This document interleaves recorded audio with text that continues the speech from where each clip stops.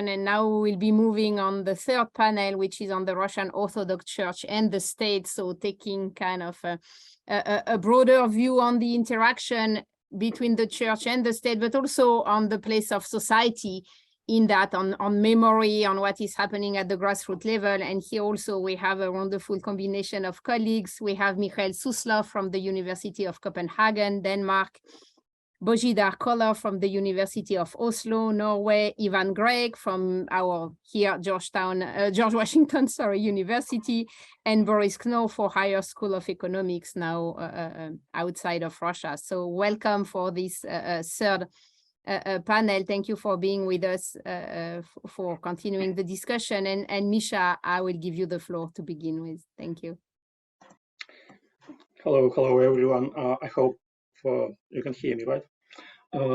Okay, so thank you everyone for having me here, and thank you, Marlene, for this kind invitation. My talk today will be the laying out of one argument, and the previous discussion, especially the last question, it actually put very nicely the grounds for this argument. This is exactly about the place of the Russian Orthodox Church in the ideology of the political regime of Putinism. And the point which I'm making is that, contrary to the canonical interpretation of the flow of ideas from the church to the state, I think that we have to concentrate on the reverse flow of ideas from the secular parts of the political mainstream to the Russian Orthodox Church. Moreover, I think that we have to be sober about the role and place of the Russian Orthodox Church in formation of the state ideology, and I think that after due examination, we have to come to the conclusion that this place is visible, but it is pretty modest. And I need to make a couple of reservations on that. So first, I'm approaching the problem from the viewpoint of ideology studies and political philosophy studies, not discourse analysis. So I'm not analyzing discourses, I'm analyzing political concepts. And I also assume that there is an ideology of the regime in today's Russia, and that this regime ideology has a pretty substantial degree of cohesiveness. And my second reservation is that, well, I certainly don't want to sound too, iconoclastic.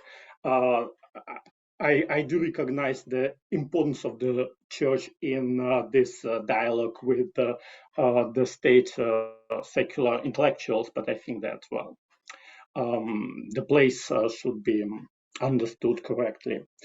Okay, so in the rest of my talk, I will give some examples on how this interaction between the religion and the secular part of the political mainstream happened, by the example of focusing on several concepts, such as the concept of basic values, the concept of justice, the concept of the Russian world, the concept of spiritual sovereignty, and probably also I will touch upon the interpretation of the war of 2022.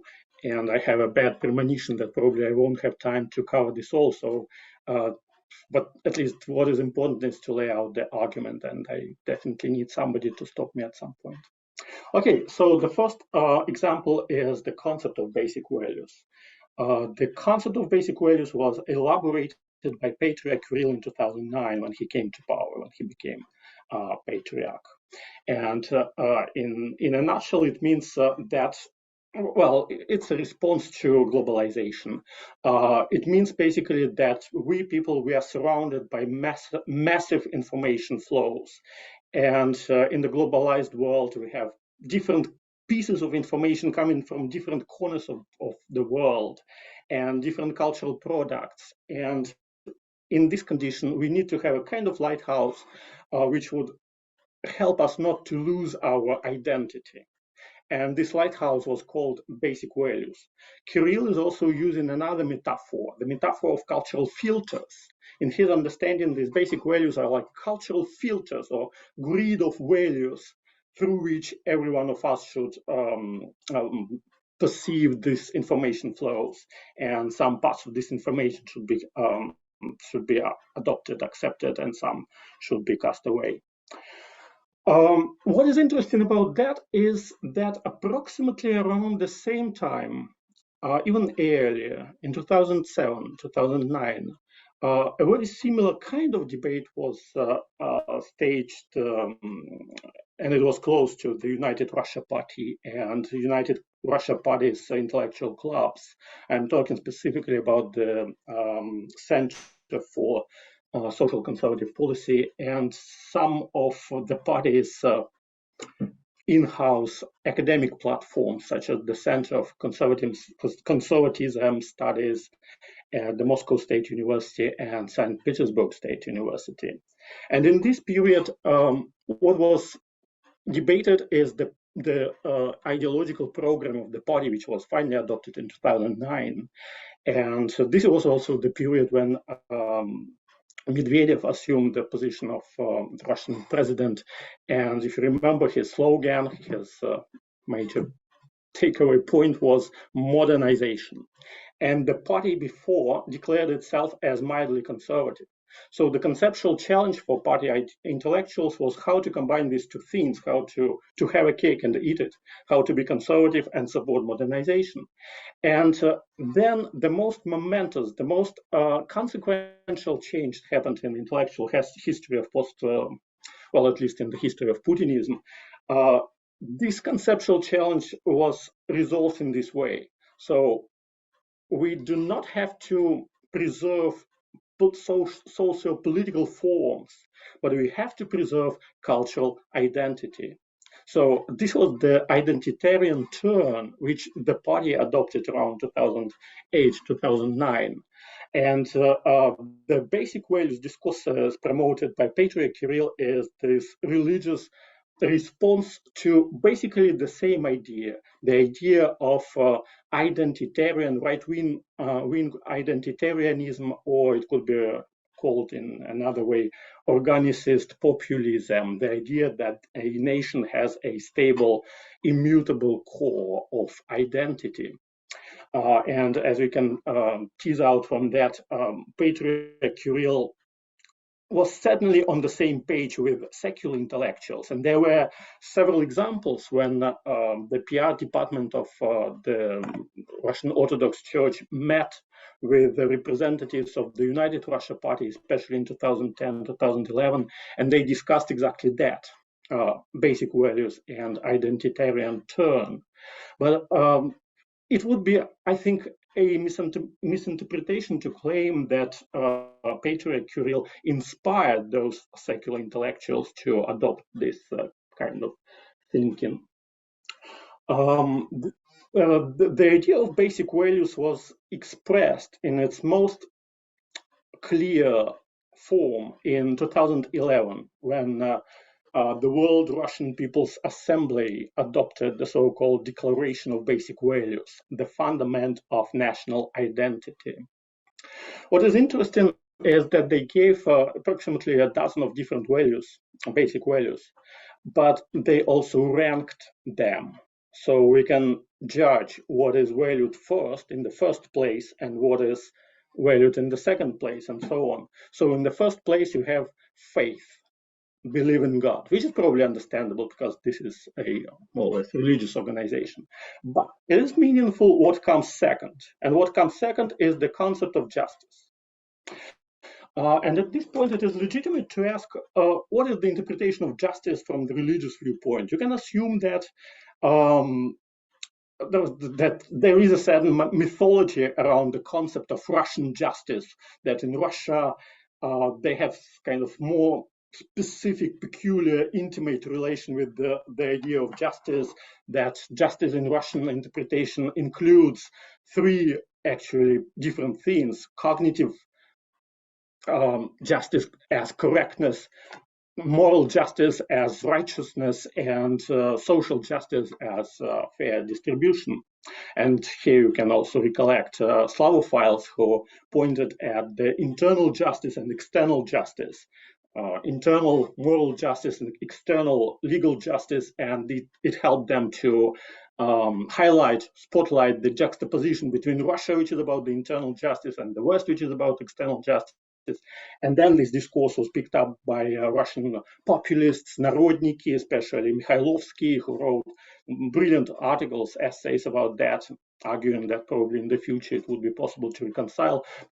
Also, interestingly and importantly, Tolstoy in his novels wrote about that, and he kind of radicalized this distinction, arguing that external legal justice is by definition unjust or morally unjust in this Russian way.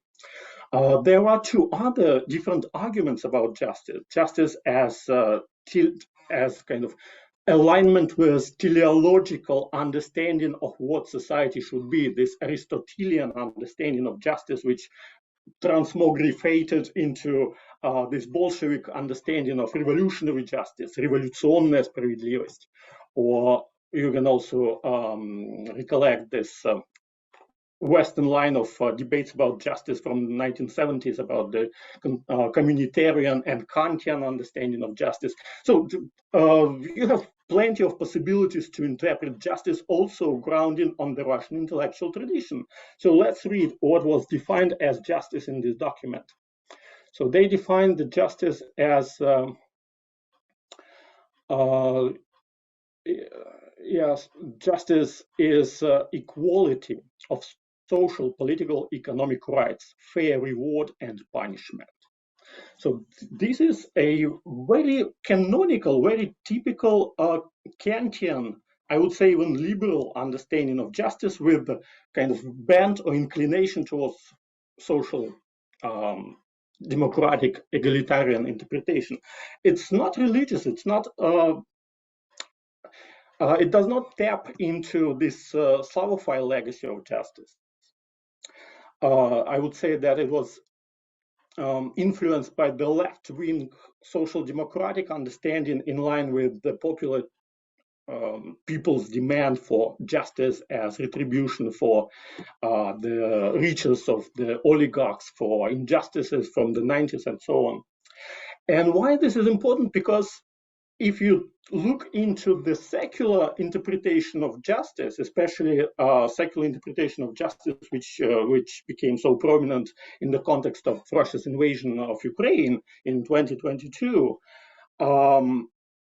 then this is 100% communitarian understanding of justice as Russia's right to be Russia, Russia's right to remain Russia, to preserve its identity and develop its identity. In this sense, it is just, well, it depends on how you interpret Russia. If you interpret Russia as the Russian world, then it is just to claim historical territories of Ukraine, for example. So there is a kind of interesting and very intriguing, at least for me, mismatch between secular discourse of justice adopted by the church and communitarian understanding of justice adopted by secular intellectuals, including Putin himself in his annexationist speech of 30th September last year, for example, or including those people from Valdai Club who probably prepared his speech. Another example is the sovereign democracy concept. So Patriarch Kirill elaborated on that in 2013, and he came up with three understandings of sovereignty, or three concentric circles of sovereignty. So you have national sovereignty, which is political or geopolitical. Then you have cultural sovereignty, which is more or less sticking to your national culture, cultural tradition. And the third is spiritual sovereignty, which is the synonym for basic values. What is important is that the concept of sovereign democracy was obviously proposed a long time before, in 2006 by Vitaly Tretyakov, and then 1 year thereafter by Surkov in 2007. It should also be acknowledged that, for example, Matvienko was picking up on the church discourses of justice, spiritual sovereignty. She was also using the term spiritual sovereignty, but that is basically it. You can't see the concept of spiritual sovereignty particularly popular among secular part of the political mainstream. Another example would be the concept of the Russian world, and we have pretty good and exhaustive research on that, and we understand that the concept of the Russian world came from totally secular circles of intellectuals from the late 90s. Patriarch Kirill made use of the concept of the Russian world as well, but his brainchild is a different one, which is Holy Russia, and he developed it also in 2009. And there is an interesting gap of meanings between this Russian world and Holy world, or Holy Russia interpretations. So the Russian world developed, and its final iteration, its final manifestation in today's Russia is alienation of diaspora, which is radically opposite to the initial meaning of Russian world, of course. So Russian diaspora is the world of traitors. This is the completely alien part of Russian world. And Russian world is understood as Russian Federation plus adjacent territories, basically Russia, Novorossiya, maybe total, the whole of Ukraine, Belarus, and so on. Holy Russia is fundamentally different. And it uses a very interesting intellectual device, which I call elsewhere creation of the spurious centers on the imperial periphery. In this sense, it is very similar to the concept of Pan-Slavism, for example. So Holy Russia was the idea which highlighted a very simple thought that the center of Russian Orthodox Church is not in Moscow, but in Kiev. And as you remember, Kirill was also toying with an idea of relocating his see from Moscow to Kiev at some point. So this is the idea of creating this spurious center on the Russian periphery in order to keep this periphery in control. So it's another mismatch with the idea of Russian world. If I have a couple of minutes more, or I have to wrap it up, more or less. Yeah, if you can briefly, summarize. Okay, so I'll probably mention one last example and then come to conclude. So yeah, let's take the take of the church on the Russian invasion 2022. So the first reaction of Patriarch Kirill was more or less in line with 2014 reaction, which he developed in September 2014. And this is the combination of his basic values narrative and spiritual sovereignty narrative. So in his understanding, Ukraine is, the Ukrainians, they betrayed their basic values. They betrayed the idea of belonging to this spiritual sovereign territory. However, this discourse changed. So if you look into the official and church narratives about the war in autumn last year, then a pretty interesting raft of ideas came from the political mainstream, from Putin himself, from Valdai Club. This is anti-colonial narrative, secular anti-colonial narrative about an unjust, unfair world order, which makes sense of anti-colonial criticism and tries to use this anti-colonial narratives agenda of the world in order to make its cause more attractive. For example, in the middle of October last year, President Putin made this statement at the Valdai Club talking exactly about that, about global injustice and the idea that the West is trying to perpetuate its unfair colonial hegemonic world order, and Russia is fighting on behalf of the rest of the world. And lo and behold, a couple of days thereafter, 25th of October, Patriarch Kirill made his statement when he turned his argument kind of upside down and completely followed the line of Putin. He also repeated Putin's words almost word by word, almost verbatim. So he was criticizing globalism as the attempt to create a world unity without taking into consideration God's design of having multiple cultures in the world and so on. So this I interpret this as kind of last-minute desperate act of trying to remain relevant, despite the fact that the time has gone for the church.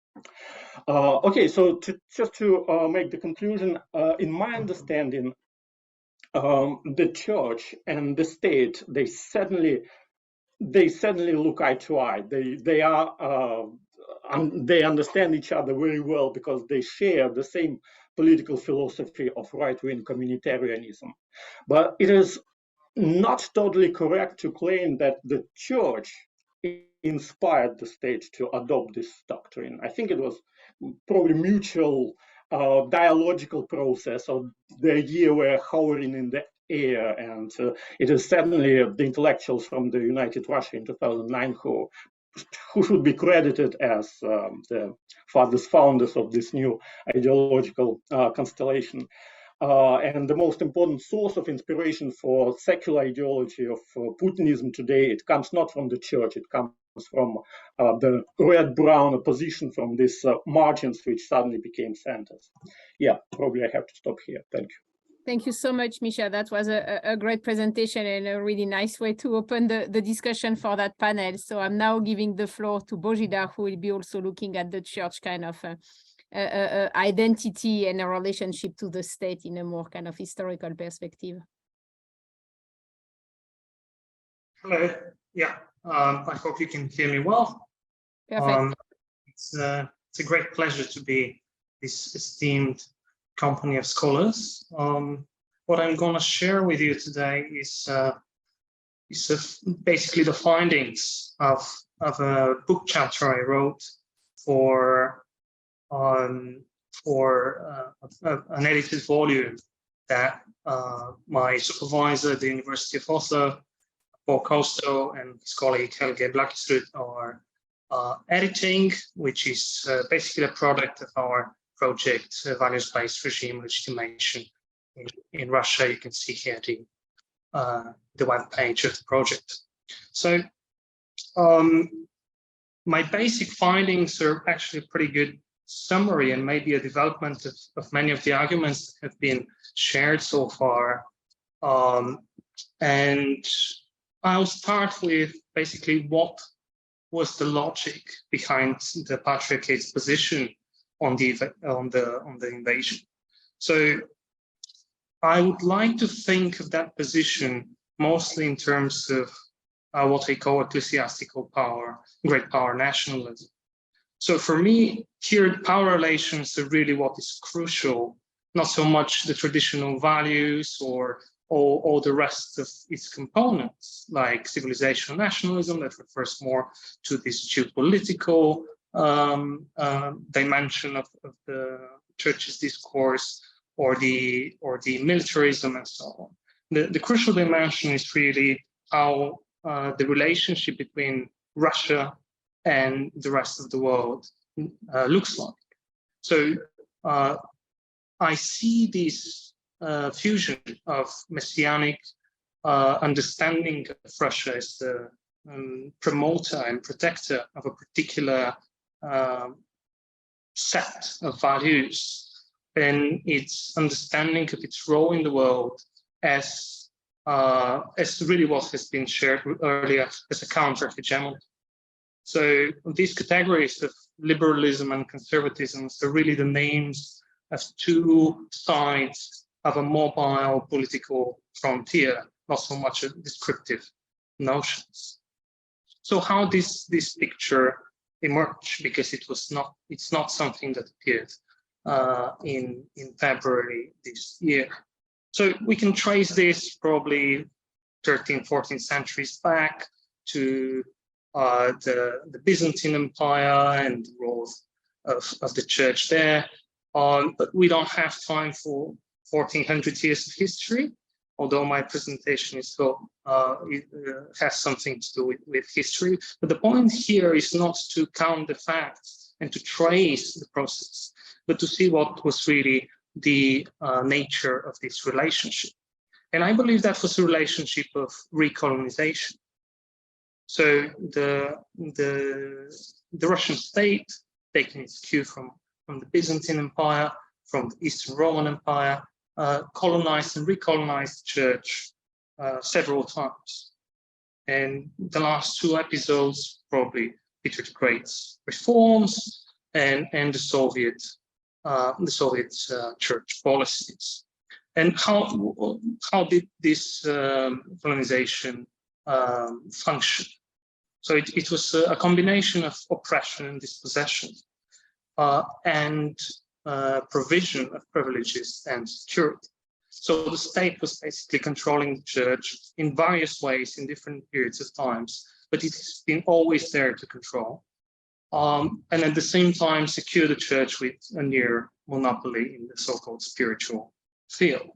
And this relationship of continuous colonization and recolonization transformed both church and the state and hybridized them to different degrees. Even the Soviet Union, as we know, adopted several crucial dimensions from Orthodox symbolism and structures of sense-making and so on. The third question I want to address is how this relationship emerged, how the position of the church happened, not in terms of the broad historical relationship, but in the latest episode, because I believe that was not the historical termination, but rather a series of facts of power and the operation of certain structures of power. So what we've seen since the collapse of the Soviet Union is a process of steady embrace within the church of ecclesiastical great power nationalists. And I believe that Patriarch Kirill was a crucial figure in that process, but he was definitely not alone. And even people who are not considered hardliners themselves, such as Patriarch Alexei, basically facilitated this gradual hegemonization of the political theological space. The next chapter in this process was the coalition building within the larger Russian society. So we have different demands from the military, from certain oligarchs, conservative fractions, and so on, that built a coalition that became, in Gramscian terms, what we can call a historical bloc, that eventually, after 2011, 2012, became what, again, Gramsci called an integral state, that is a government and civil society. It means that this conservative, messianic, great power nationalist understanding became the dominant understanding of the Russian elites. And the final stage, basically, is the political cultural hegemony in the former national imperial space. That is hegemony in what is called in different ways in terms Russian world, Orthodox civilization, or Holy Rus. Because I agree with Misha that Holy Rus is a very decentralized understanding of this space, but still the Patriarch didn't move his seat to Kiev. He remains in Moscow and keeps his power there. So final question, why the Moscow Patriarchate was gripped by its own ideological geopolitical theology? And I believe that the answer lies in two intertwined forces. And this is the force of the state's repressive legal and financial means to subordinate the church.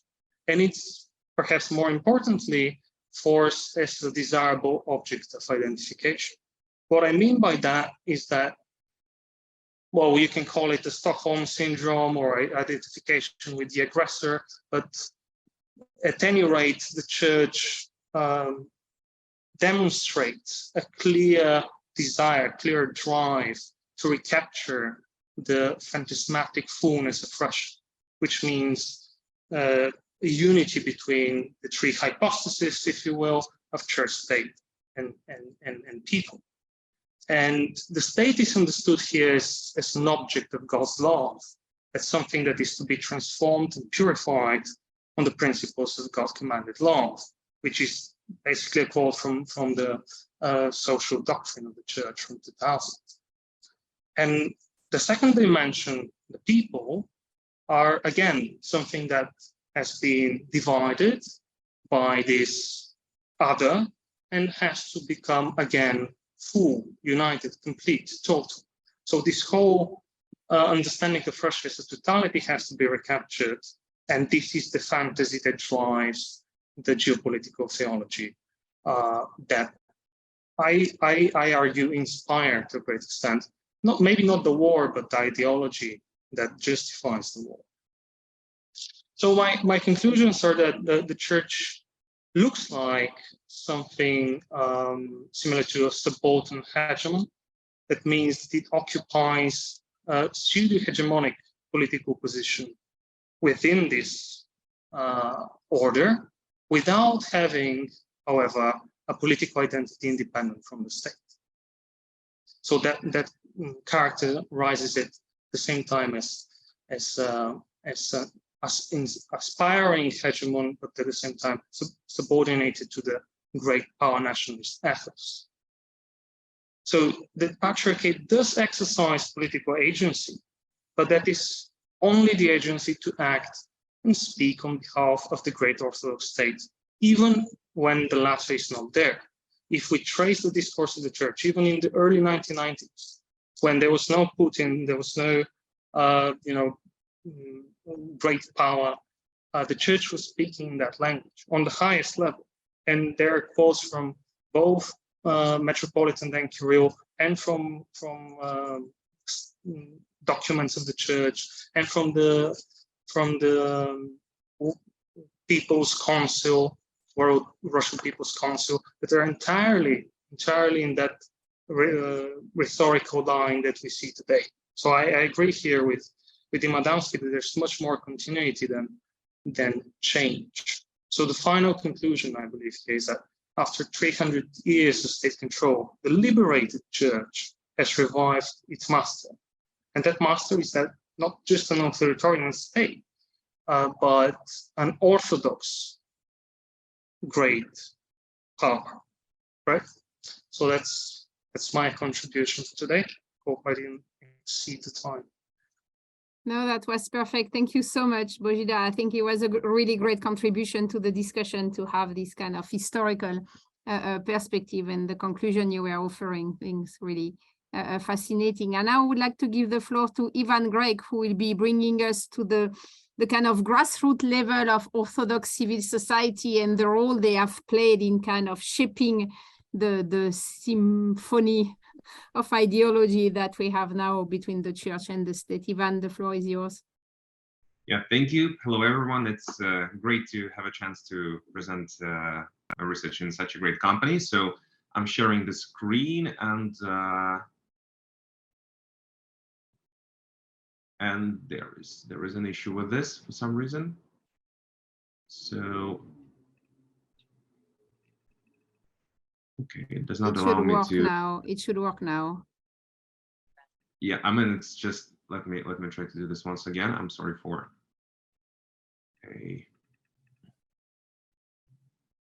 Okay, it does not work here. So may I send a document, Marlene, to you or to share that? Okay, so I'm sorry for a slight delay, but the screen sharing does not work for some reason.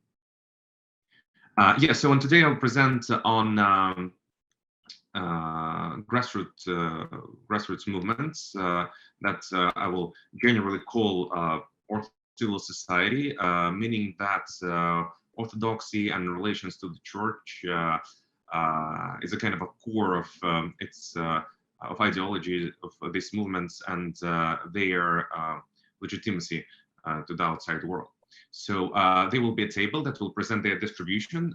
That's a book Marlene will just share in a moment, and meanwhile present the case studies.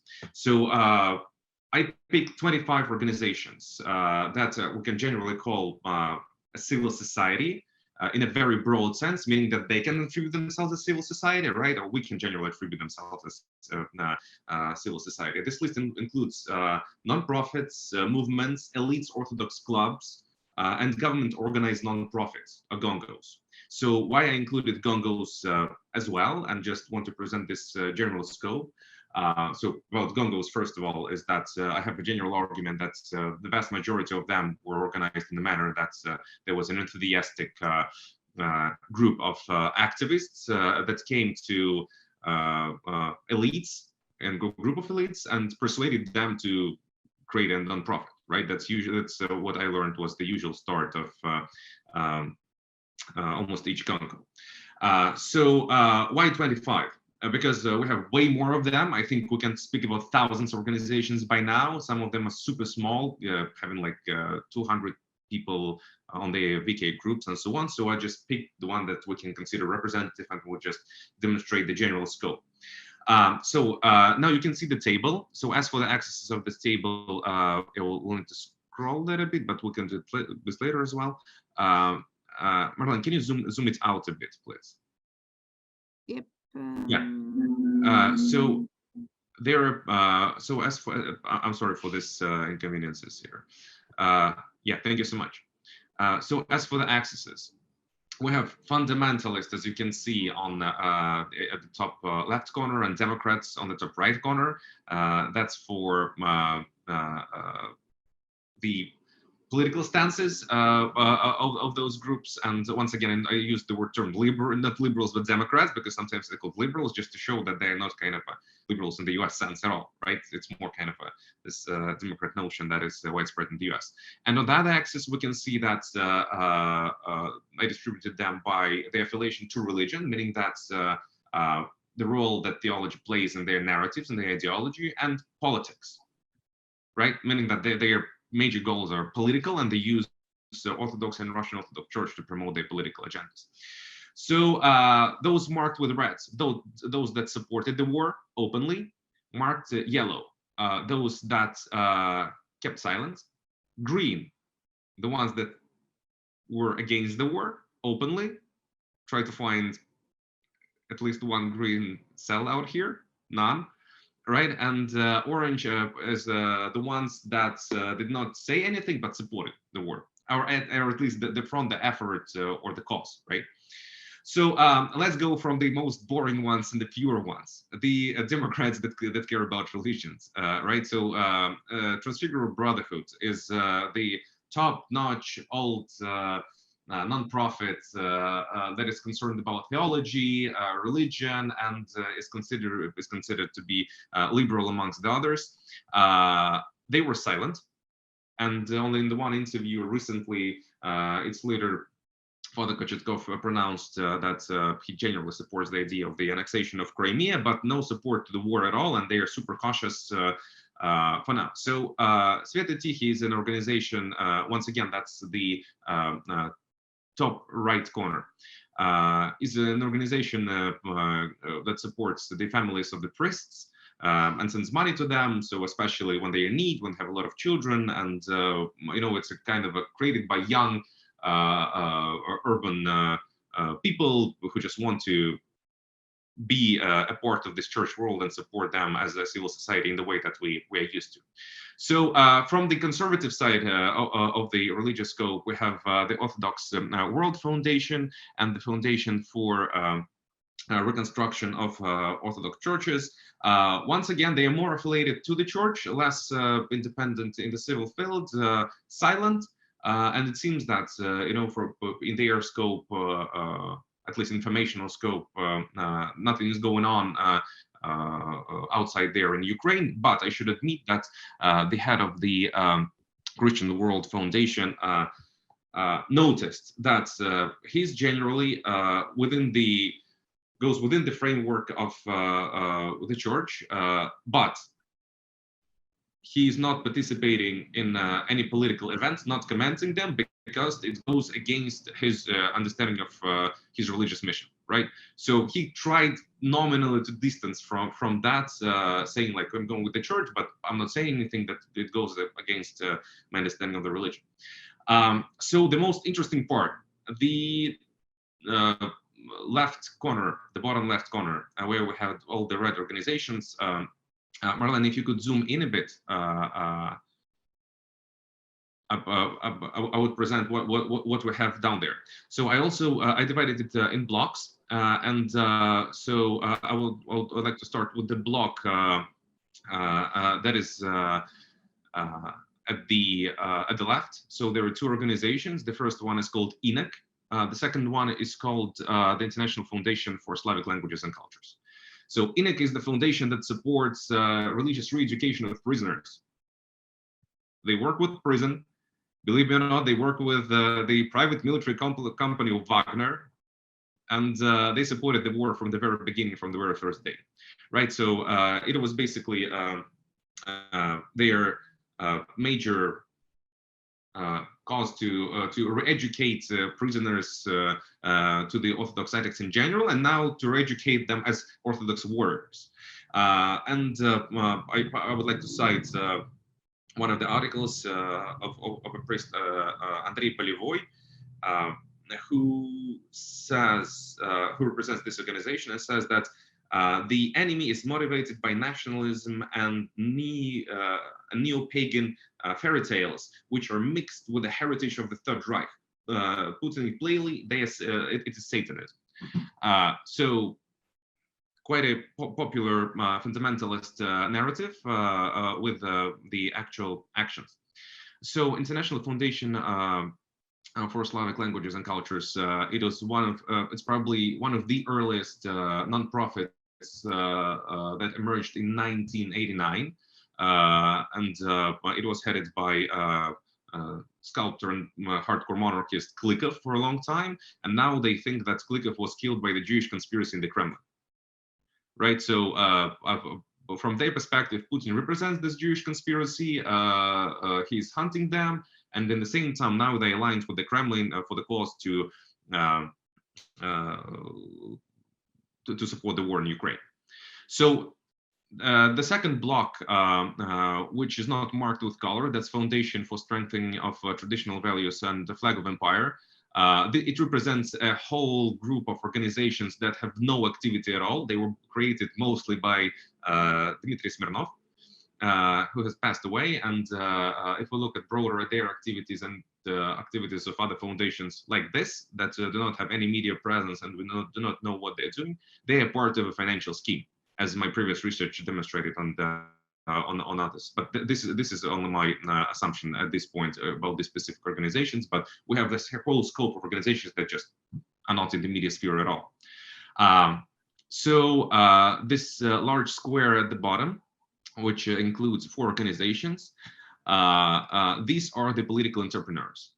So Pokrov, the organization created by Anna Kuznetsova, an infamous politician, and who's also is a part of the state parliament group for coordination with the war efforts, supported the war. Her foundation supported the war, launched fundraisers for the needs of the front, and I mean that's quite plain and simple in terms of the political logic. You just she's just within the political narrative of the United Russia in this case.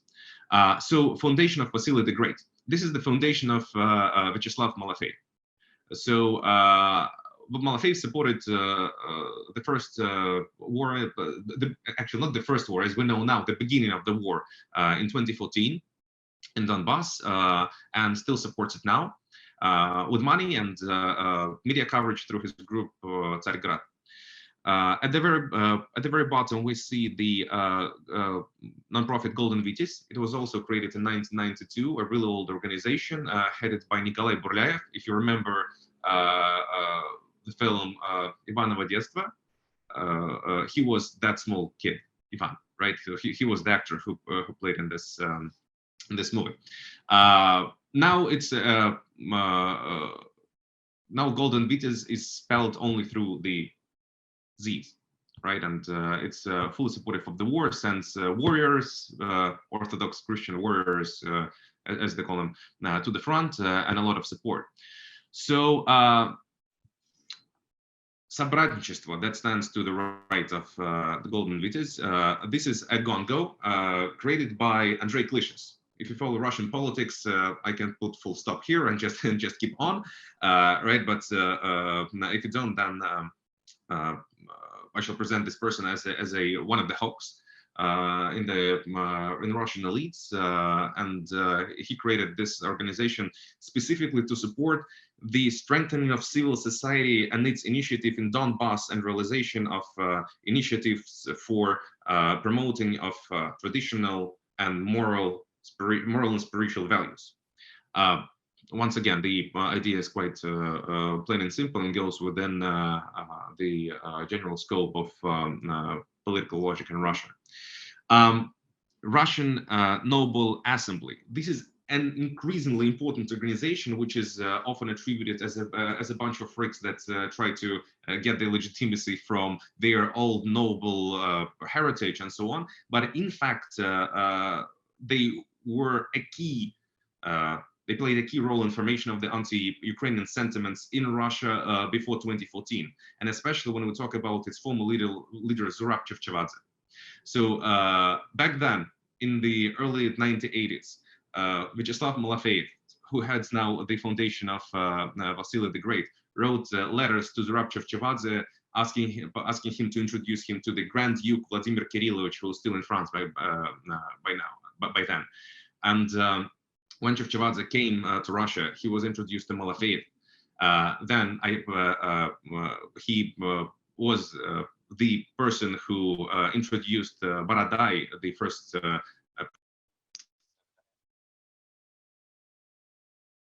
You're muted, Ivan. No. No? Sorry, then it's me. Continue.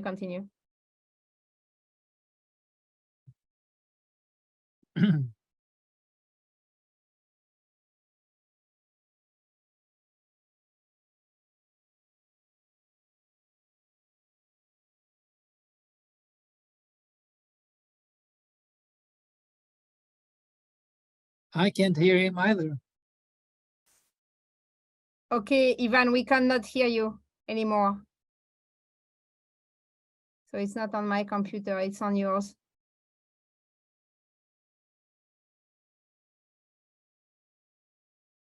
Can you try to see?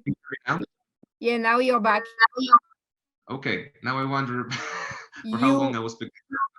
You were on the Russian Noble Assembly and and Baradai roles. Yes, so the head of the Russian Noble Assembly was the person, Zurab Chevchavadze was the person who introduced Konstantin Malafeyev, the head of the foundation of Vasily the Great that we just addressed, to Igor Strelkov, the person who started the war in Donbass in 2014, and to Borodai, who was the first prime minister of the so-called Donetsk People Republic. So this person, I would argue, inculcated the white right ideology to them, and which we can hear from the screens of TV now. So this is a very important organization, and now Chevchavadze heads the foundation of Vasily the Great, the Malafeyev Foundation, and together they support and promote the war. So moving to the very center, those organizations in yellow that are split between the conservative and Democrat parties. So the first of them is so basically these are the organizations related to Vladimir Yakunin, and that emerged in the very beginning of the first Putin's term. They are all silent.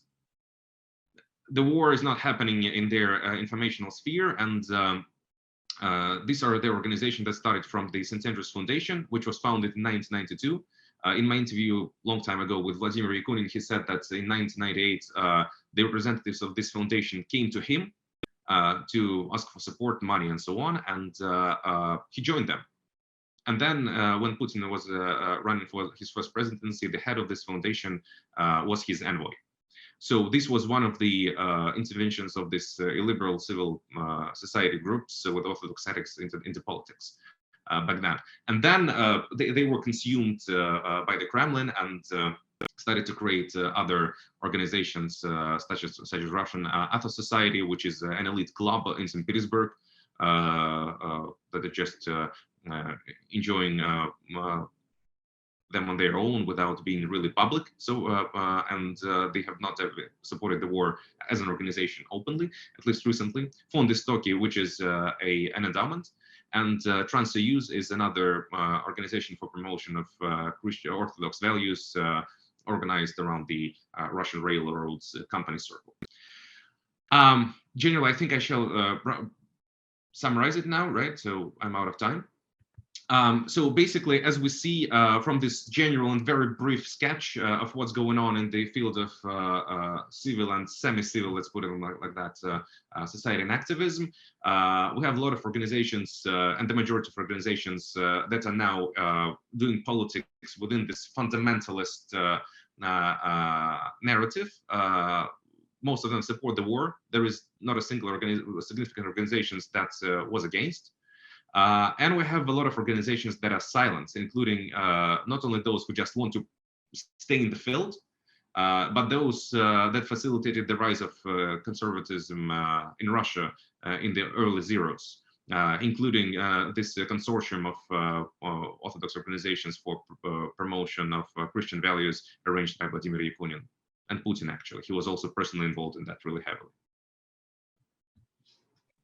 Wonderful. Thank you so much, Ivan. I think it was a great overview and really kind of first-hand data on all this kind of political orthodoxy world that is not directly the church as an institution, but that is around and that is really playing an important role in the kind of shaping the public space narrative.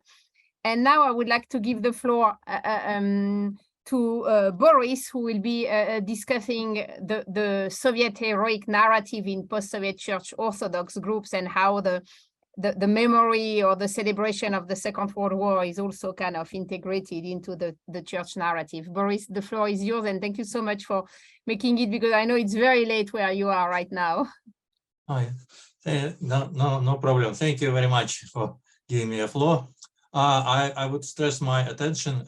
Is everyone? Does everyone hear from me? Yes. Yeah, okay. yeah, it's good. And I would like to pay my attention to the one of the phenomenon which contributed to the war we have now.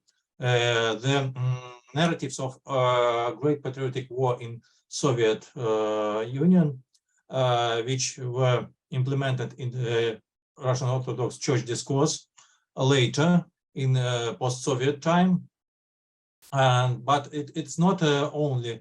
I do not consider, of course, this only moment which contributed to the war, to militarization in general, and there are many other things which contributed. But I would like to stress for this, and because it seems me a quite interesting religious phenomenon of some symbiosis of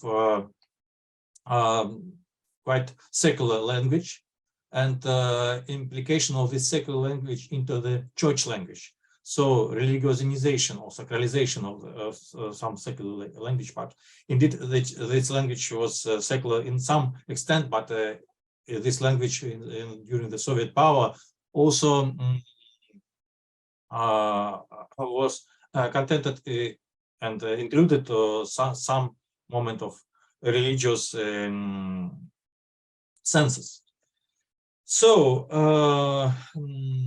church leaders started to merge just after the collapse of the Soviet Union, but also there were some process before, and but there were some attempts to justify war from the church point of view, because it was necessary to implement into the Soviet system, and church also tried to show itself as a part of Soviet system, as a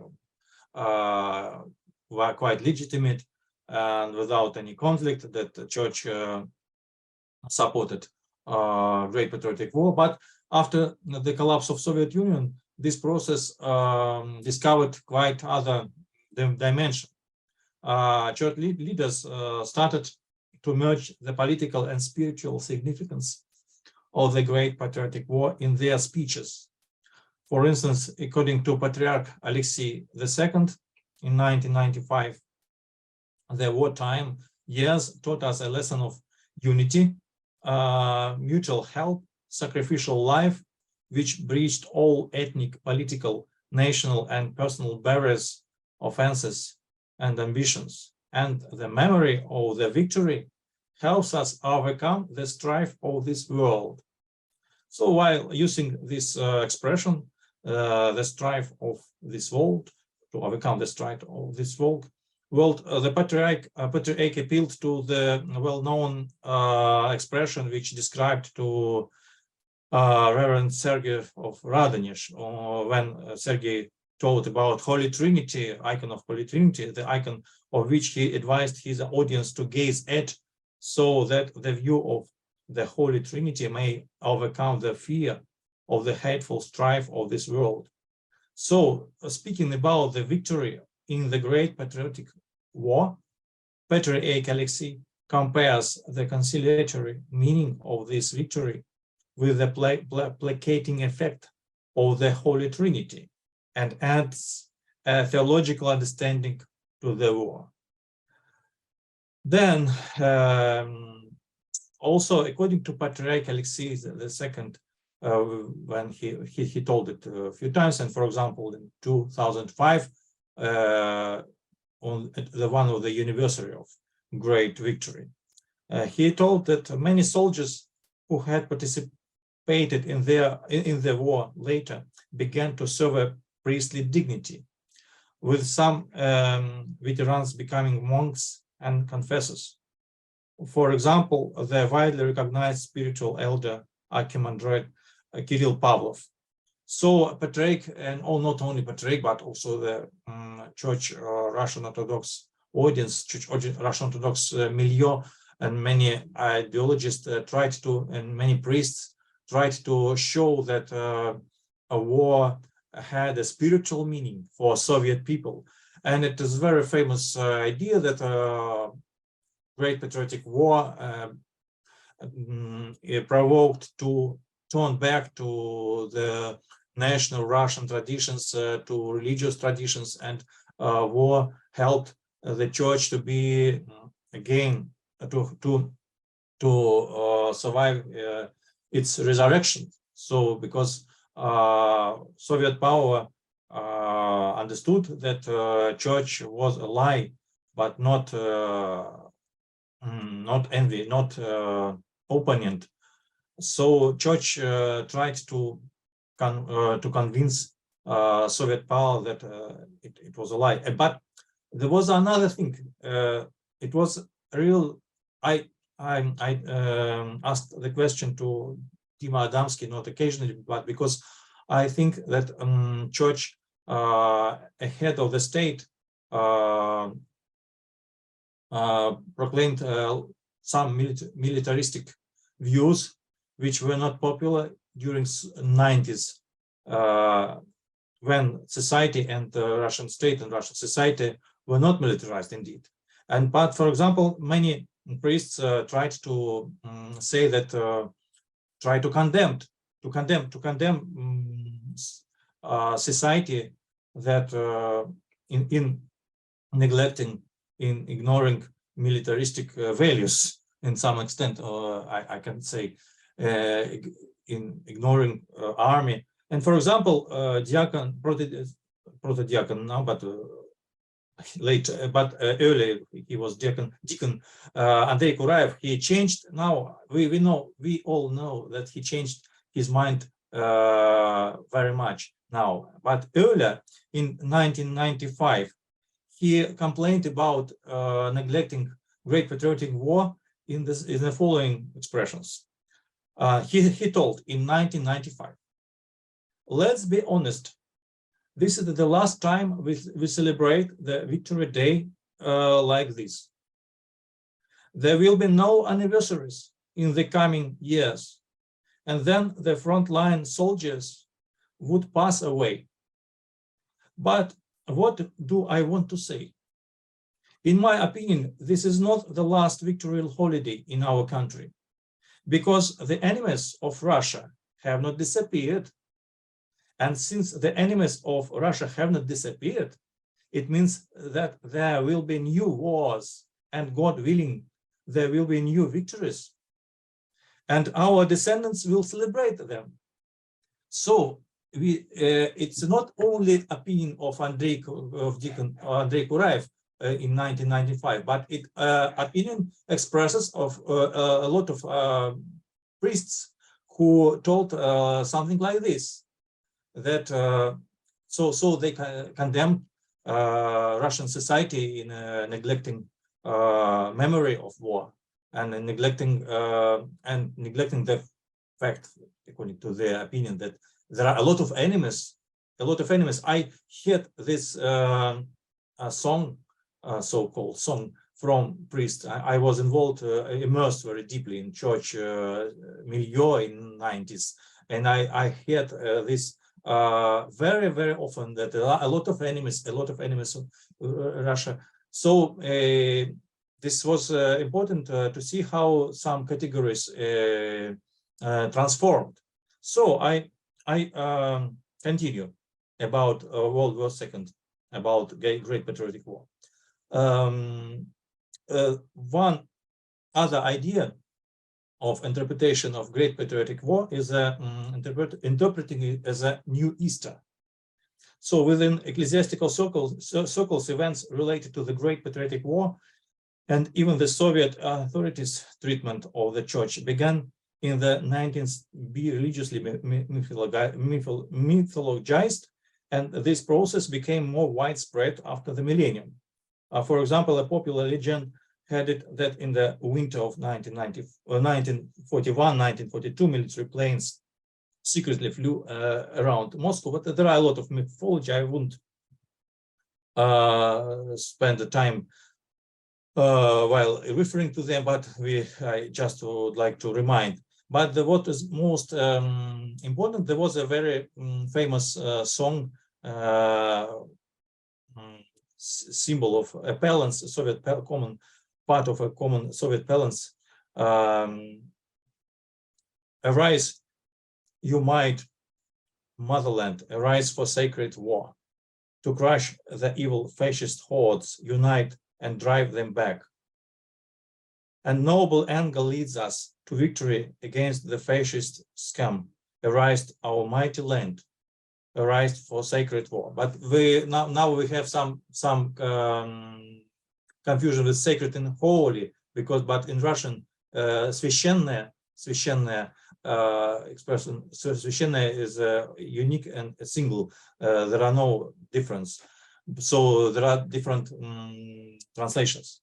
But this was a Great Patriotic War was considered as a holy and or sacred in secular way, in secular sense, when Soviet power was quite an atheistic regime.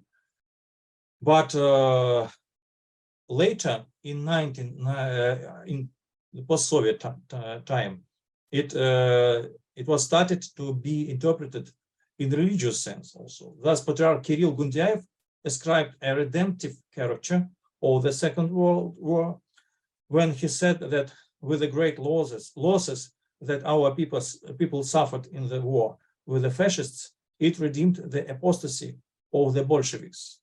And then Archpriest Alexander Shurgunov began to justify the use of the word holy with regard to the Great Patriotic War. One of the conservative, even I'm not sure fundamentalist, but one of the most ultra-conservative priests, monarchist, he began to make more wide this interpretation by the fact that the war was waged not only for the motherland's sake, but also for truth, for veritas under the providence of God.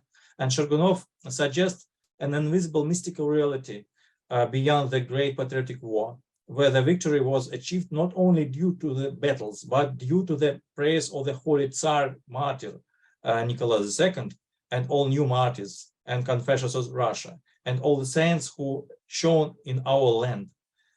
Because the Soviet people had restored their faith in God following the war, abandoning their atheistic delusions.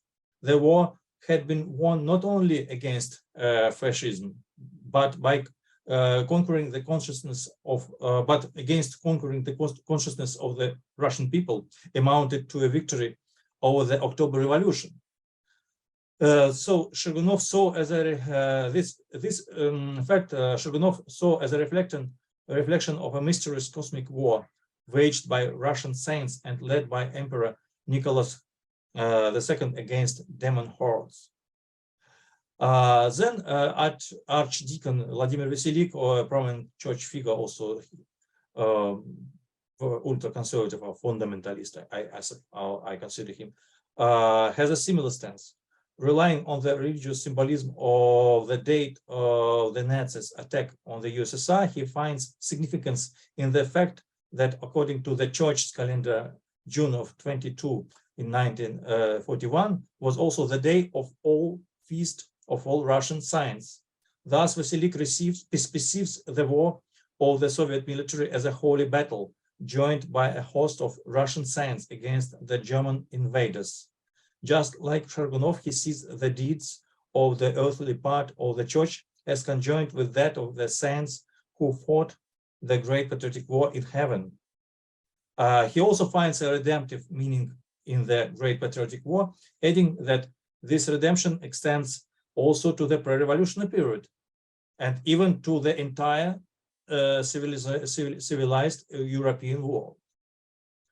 A similar glance elaborates some other ideologies, but for us is also important that not only Orthodox fundamentalist reflects on the Second World War this way, but and many conservatives offer a mystical interpretation of the date on which the war ended, May 6, indeed, 1945. Not to be confused with the May 9, by a victory day, but the day of Saint George. Really, May 6 is the day of Saint George, patron saint of the Russian army, which in 1945 also coincided with the Easter Sunday. The latter fact gives them a reason to steep the victory in a spiritual significance of the highest order, Easter being the most important Orthodox holiday. Some clergy, the aforementioned Archdeacon Vladimir Veselik, for example, and also the parish of the Holy Trinity Church in Mariupol, also in Ukraine, have even dubbed this victory in the Great Patriotic War the second Easter.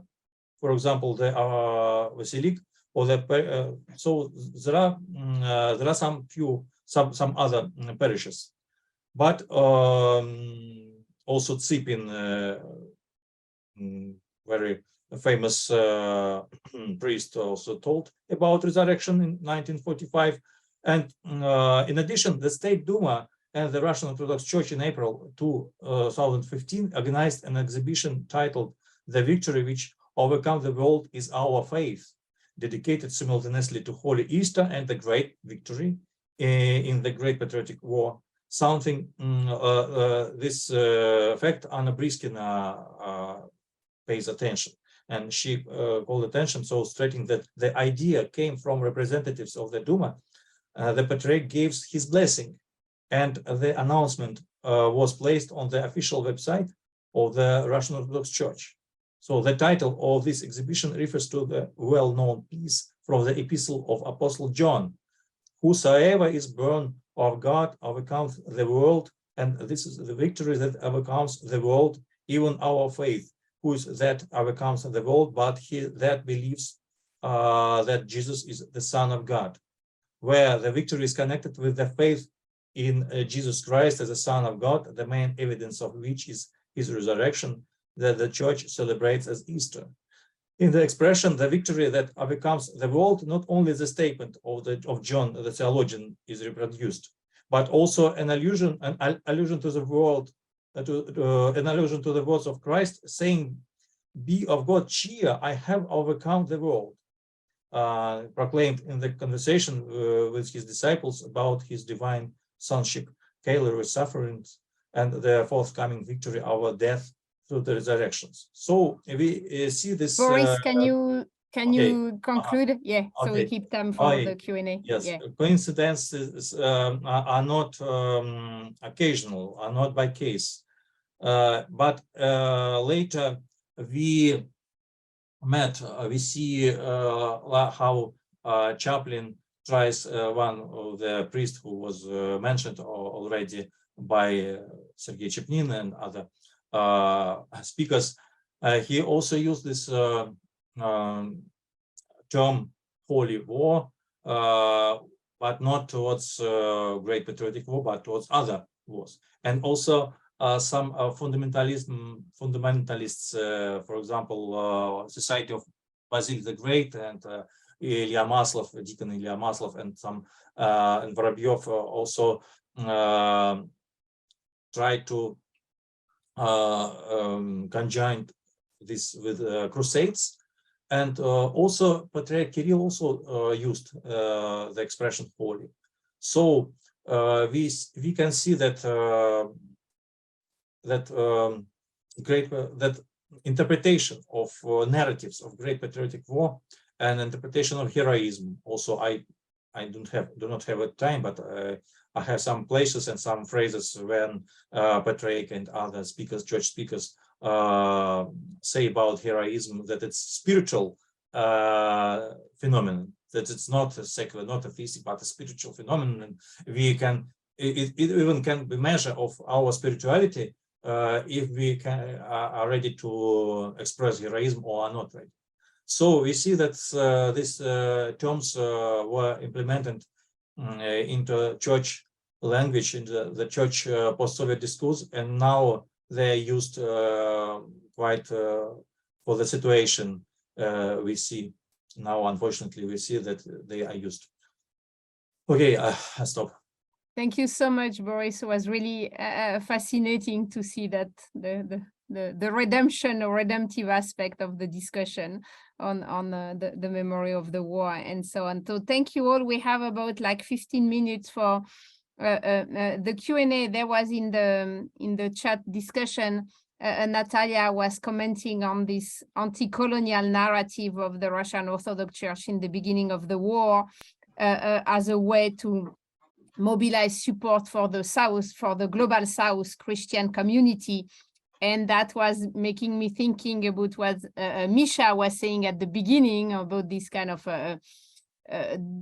dialogue or mutual synergy between the church and the Kremlin, because now also the Putin's narrative is has this very much anti-colonial tone that has been reactivated. And so we have this kind of fascinating reactivation of this Soviet heritage anti-colonial tone, but it's also work with the religious aspect now. So maybe, Misha, could be something you would be, I would like you to develop, and then I can see Ivan as a question. So Ivan, let's take your question, and then we can also have discussion between panelists.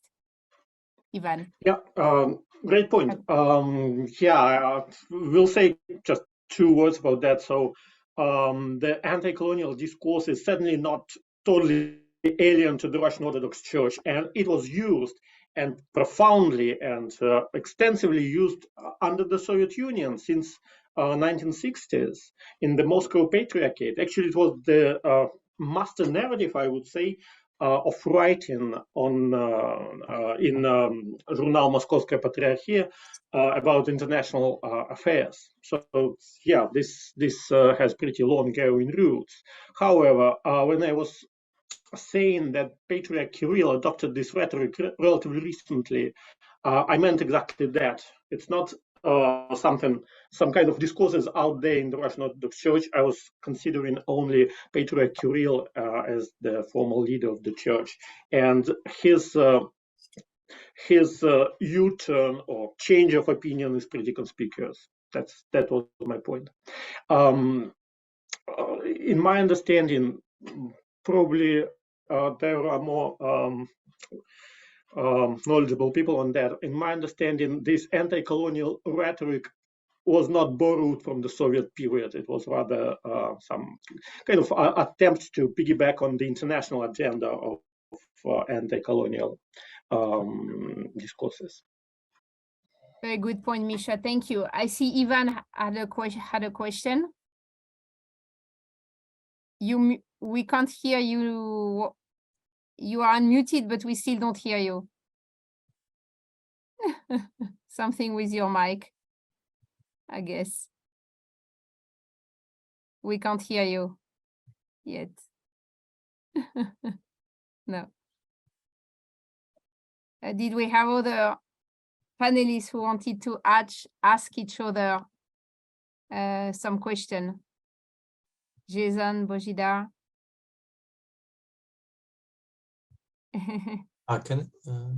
Yes, Boris. Okay. I would like to say a few words about with regard to Bojidar Kolov's speech paper. It was very interesting indeed, but you combined a lot of reasons, a lot of aspects which contributed to militarization. But I would like to stress my attention to quite one another aspect. Maybe it's worthy to be discussed, and I'm going to write a short article about it. Earlier I studied it is anthropological pessimism. It is a quite peculiar thing for Russian Orthodoxy, but maybe not only for Russian, but in Russian Orthodoxy it is it emerged very clearly and very fantastically indeed, because the ideology of stressing on primordial sin or sinfulness and distortion of human nature correlates very well with the supporting central power, which has to limit personal wills, in order to prevent, to hinder sinful expressions. If we are very sinful and there is a necessary to have one person, for example, Tsar, but maybe not especially Tsar, but also some ruler who limits our expressions of will. And if some society with parliamentarism doesn't follow this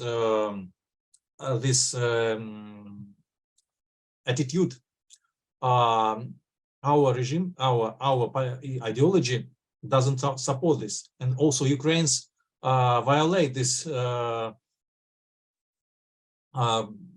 this attitude, because they are going to develop parliamentarism, and they have discussions, they have a lot of different opinions, so they show quite other way. But there are not so much anthropological pessimism in Ukrainian religious society. Also in Catholic Church, of course, there are a lot of Catholic, but there are a lot of religious, but also in Orthodoxy. But there are some aspects of anthropological pessimism in Orthodox Ukrainian society. So there are some crossings, but they are not so much as we have in Russian Orthodoxy, this aspect of anthropological pessimism. So it also justifies war, because if people are so guilty, are so sinful, so war is good. War is a good. So we have an American priest, Alexander Webster, who is from Russian Orthodox Church outside of Russia, who justifies war, and he would like to see America as a warranty of all the world, as a redeemer. Quite Russia, but from if America recognize Orthodoxy, but also there are some kind of anthropological pessimism. Yeah, thank you, Boris. That's a great point to bring in the discussion. I see Jason has wanted also. You're muted. Can unmute, and then after we'll see with Ivan. Thank you for that, Boris. You got the gears turning. In a piece I'm working on about Ivan Ilyin and the argument on resistance to evil by force as just war, I chased down some definitions and some explanations of the gold standard Augustine of Hippo. And one of the criteria is, it's not referred to as anthropological pessimism, but it is, it's expressed the way that you just expressed it, in terms of limiting the freedoms to to do evil being a good, right? So it's this authoritarianism, totalitarianism is evidence of God's blessings, because it removes the opportunity for us to sin. And I'm going to be thinking about it in terms of anthropological pessimism. But I will say you can trace that right back to Augustine and his articulation of just war. So interesting, to me at least. Thank you, Jason. Yeah, I think you are all kind of catching something that is really important in the discussion here. Ivan, let's make a new try. And can you hear me? Yes. Hooray, we did that.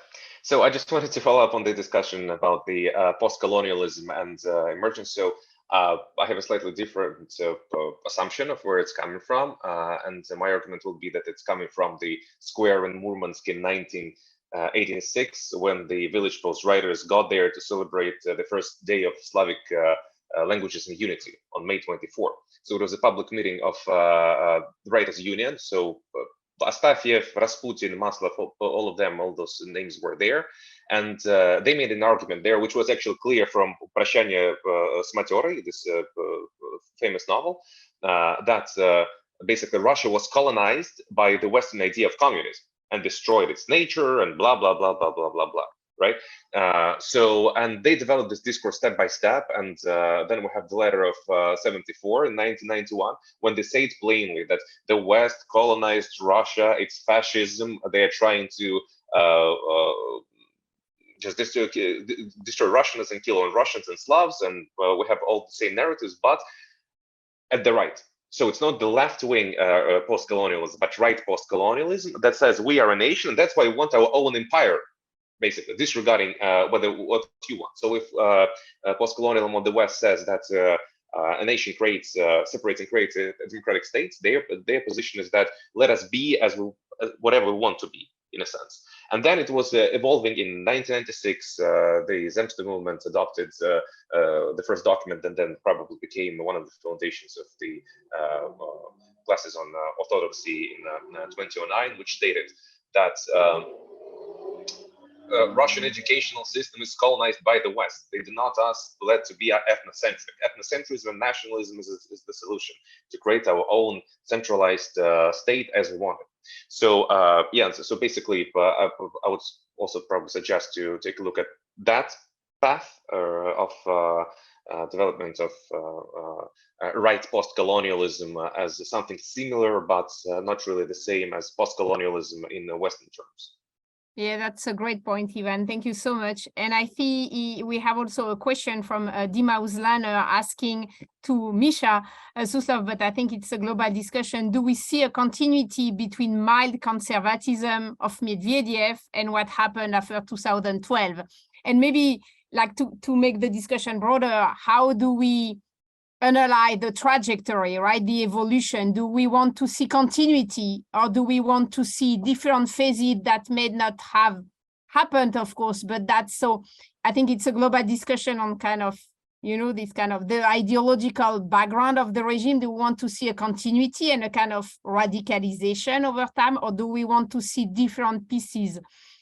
So how do we think that conceptually? And I think that is also part of the discussion on the church evolution, the kind of church and state evolution. And when Ivan was presenting all the Orthodox civil society, many of them were from early 90s, right? So you have a continuity of human beings, of people, of values, and at the same time, you have different political contexts that have evolved. So how do we approach that? And then maybe let's begin with Misha, then I will give the floor to Bojidar, who has a question, but may also answer that question. Yeah, thank you. Fantastic question. Very briefly, I see this as a very, very radical rupture. So there is a canonical interpretation of the trajectory of Russian conservatism with this concept of conservative turn after 2011. I think it's a misnomer. I would rather call it a turn away from conservatism, because I think that exactly in this period, 2009, 2011, what happened in the intellectual history, so to say, is that Russia forfeited its possibility to develop a normal Western Burkean style mild conservatism. And the new interpretation, this identitarian conservatism, on the grounds of communitarian interpretation, like sticking to our identity is more important than preservation of the forms, political and social forms. I think it was ideologically devastating, and in the end of the day, it led to what we have right now. Bojidar. Yeah, I first just want to address the question of continuity and change again.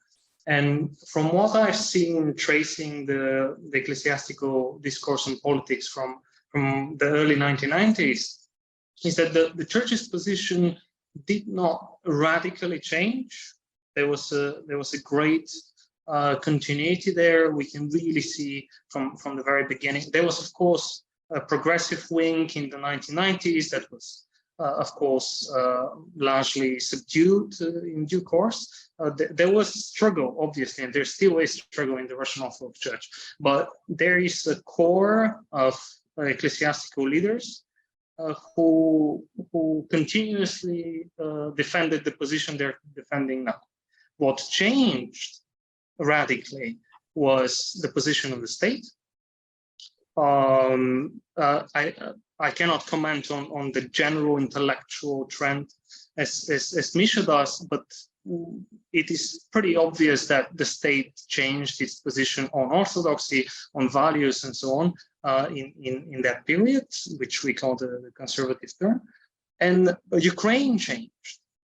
Ukraine changed dramatically after several times throughout this 30 years period, and significantly after 2014. So the church's position was, we might see it as changing because we focus on what they say in these particular episodes, but they're pretty consistent in what they're saying.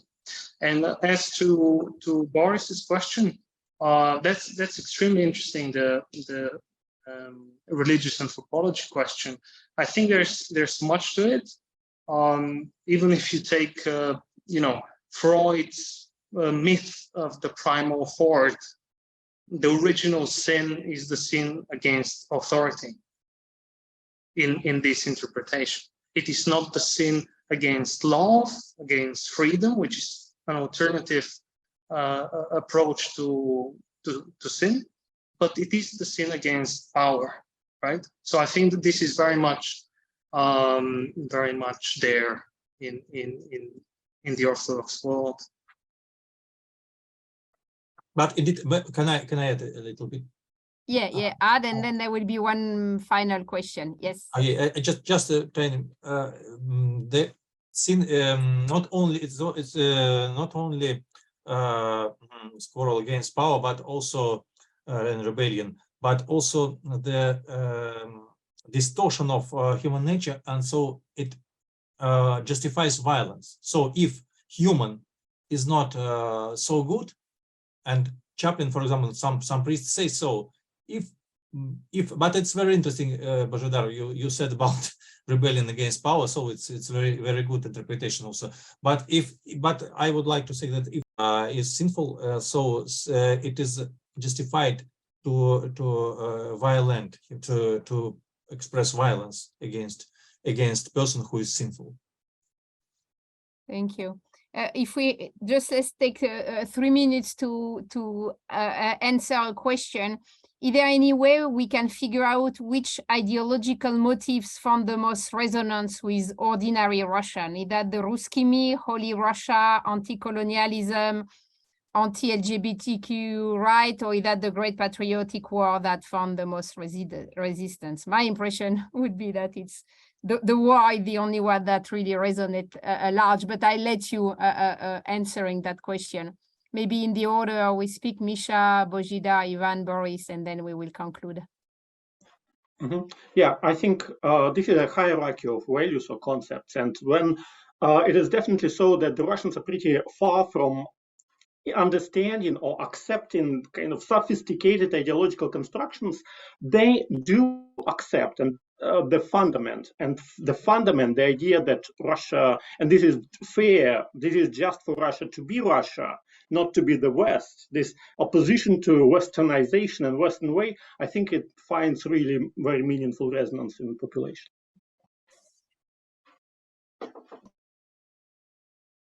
Bojidar, Ivan, Boris, a comment on that or full agreement?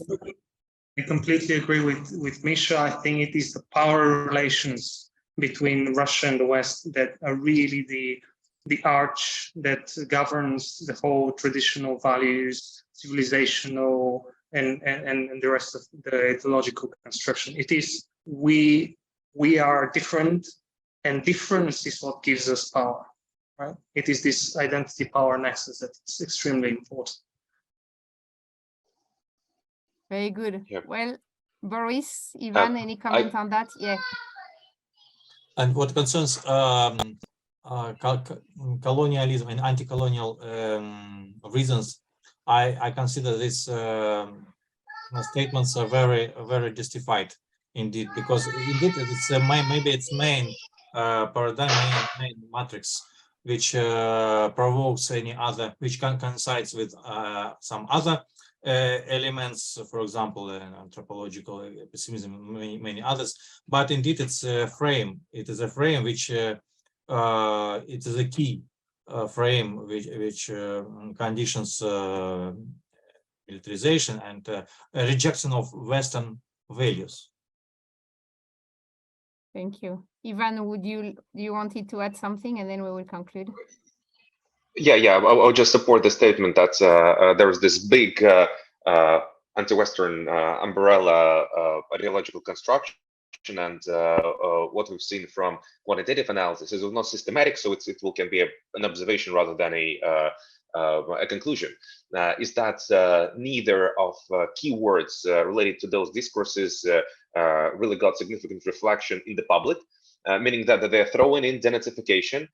We see Google Trends, we see Yandex Trends, with the reposting on Twitter, Vkontakte, Telegram. The major question, what is that, right? What is denazification? That's the major question to Google. People do not use the word colonialism almost at all. So basically only the speakers use this word. So as for LGBTQ, people just, once again, that's this Western gay thing, right? So they do not use the keywords that are thrown at them from the top at all. So probably this is indeed those small puzzles of a larger umbrella thing, and people once again see only the umbrella. They don't see the construction of it. So that's probably would be my comment on that. That's a great point to conclude on. So I think it's time for us to move to our last panel. I wanted to thank you, the four of you, for this great discussion. Misha, Bojidar, Ivan, Boris, thank you so much. It was wonderful. And now